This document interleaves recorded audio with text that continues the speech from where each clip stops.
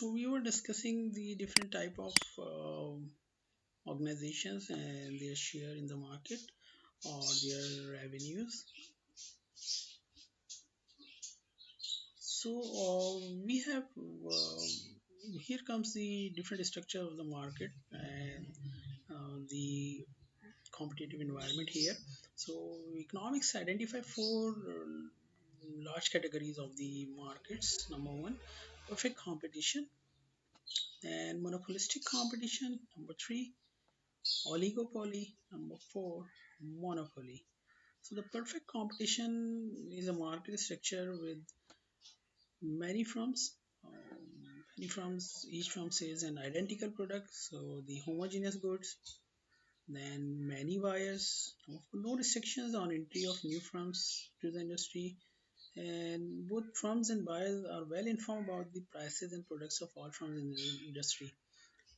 So it means um, there are so many firms. If you want to check any market structure, whether it is perfect competition, it is monopoly, it is oligopoly, it is monopolistic competition, you just need to check the characteristic of the market. So the characteristic of the market is, for the perfect competition there must be many firms selling identical products. There must be many buyers. There should be no restrictions on entry or exit. So it should be free entry, free exit, and the firms and buyers must be well informed. So perfect information. So many firms, homogeneous goods, many buyers and sellers, free entry and free exit, and the most important is everybody's price taker in perfect competition. So because of many firms, so no no single firm is able to influence the market price, because they have tiny share. Because of the tiny share, they are not able to influence the market. So everybody is price taker in perfect competition. So the second one is monopolistic competition. It is a market structure with many firms. Each firm produces similar but slightly different products. That is called product differentiation. So the firms different in a way that in perfect competition we have the many firms selling the homogeneous product, but here they are not selling the homogeneous product. There might be some difference. For example, if they are selling the mobile phones, so different mobile phones have different features. Some have 24 GB memory, have 64 GB memory, so it depends. So the products are differentiated here. So each firm possesses an element of market power, same as with perfect competition, free entry, free exit. So any firm can enter into the business and exit from the business if they are not getting enough profit to cover their costs. So third one is oligopoly. Basically, oligopoly is oligo. The word oligo is a Greek word which is a few, and poly is ruler. So poly means sailor. So few sailor. So we can say a small number of firms in the market. So the firms might produce almost identical products or differentiated product, depends on the market structure. So it also has the barriers to entry. It means it limits the entry into the market. That is why there are a few number of firms in the market. So another structure is monopoly. Mono is a single and poly is a seller. So single seller. So monopoly is a market structure in which only one firm produces the entire output of the industry. So there are no close substitute for the product.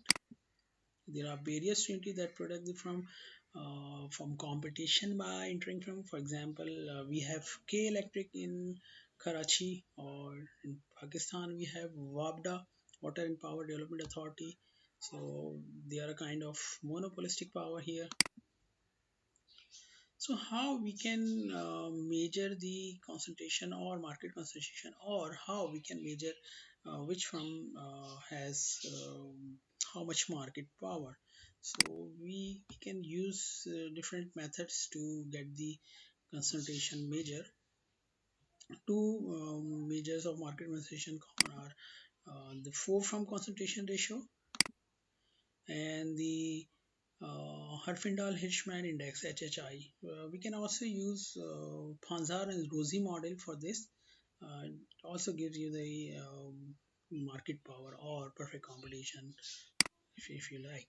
So the four firm concentration ratio gives the idea that the four larger firms, how much share they have, the percentage of the total industry sales accounted for by the four largest firms in the industry. Now much to the Herfindahl-Hirschman index.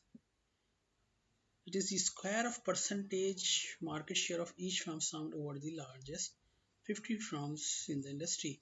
So largest 50 firms, we take the large 50 firms in the industry and we take the square of their market share and then sum up to get the Hirschman-Herfindahl index.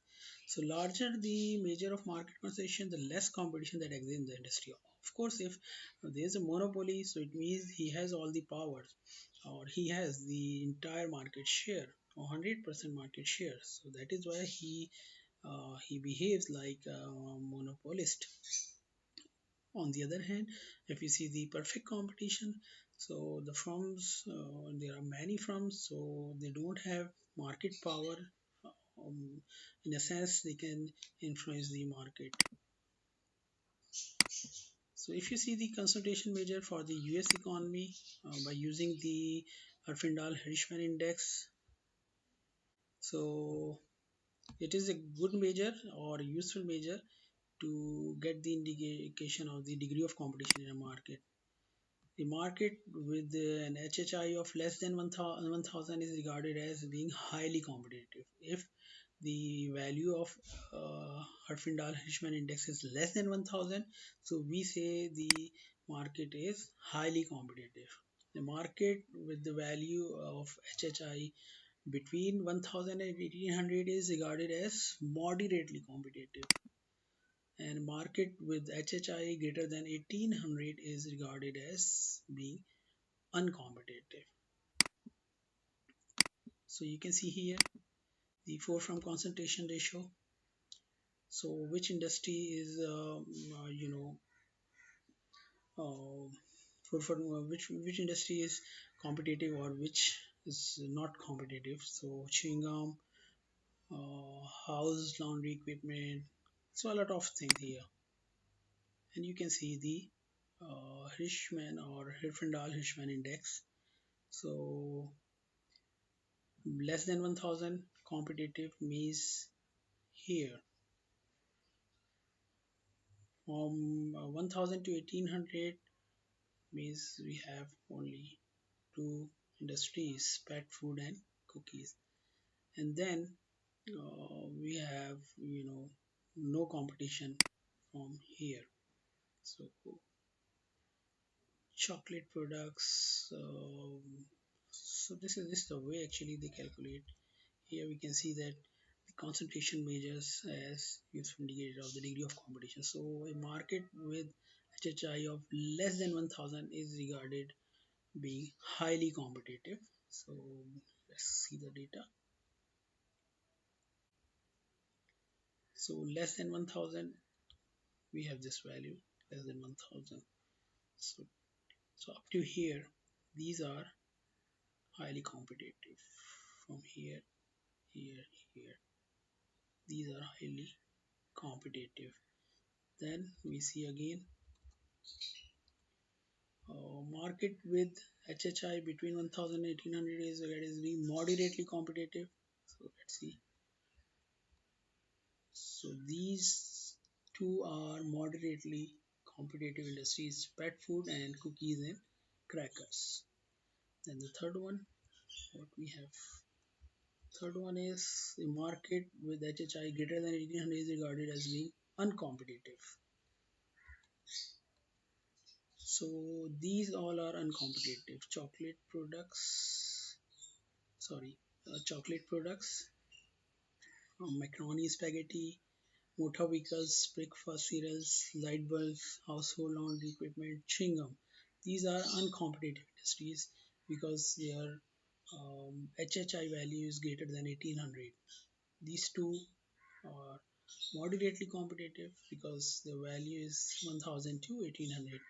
And last, these are highly competitive industries. So what are the limitations of concentration measures? So the main limitation of only using concentration measures as determinants of market structure are the geographical scope of the market and barriers to entry and from turnover. Also the correspondence between a market and an industry. So if you see the market structure in the US economy, so the economy is mainly competitive. If you see, this is the time series graph. So in 1939, the competition was less than 1958. It is higher than 1939, and then 1980. Most of the firms were, or most of the industries were in perfect competition. So this is 1980. So what is the market coordination? So market basically coordinate production, because in chapter 3 we already explained how demand and supply coordinate the plans of buyer and seller. So outsourcing buying parts of product from other firm is an example of market coordination production. For example, if Indus Motor or Toyota company wants to buy the mirror from other firms, so they are going to outsource that one, and this is also a part of coordination, market coordination. So firms coordinate more production than do markets. So because firms coordinate production when they can do so more efficiently than a market, four key reasons might take firms more efficient. Firms can achieve lower transaction cost, so the economies of scale, economies of scope, and the economies of team production. So what is the transaction cost here? So the transaction cost arising from finding someone with whom to do business, reaching agreement on the price and other aspects of the exchange, and ensuring that the terms of agreements are fulfilled. So this is the transaction cost. Then economies of scale occurs when the cost of producing a unit of good falls as the output rate increases. It means if you are producing in a bulk, then you might get economies of scale because larger larger production or higher production or production in a bulk will give you the marginal cost down. So definitely mm, your fixed cost will be adjusted in that case, and that would be the economies of scale. Then economies of scope arises when a firm can use specialized inputs to produce a range of different goods at a lower cost than otherwise. Then firm can engage in team production in which the individual specialize in mutually supporting tasks. So thank you so much.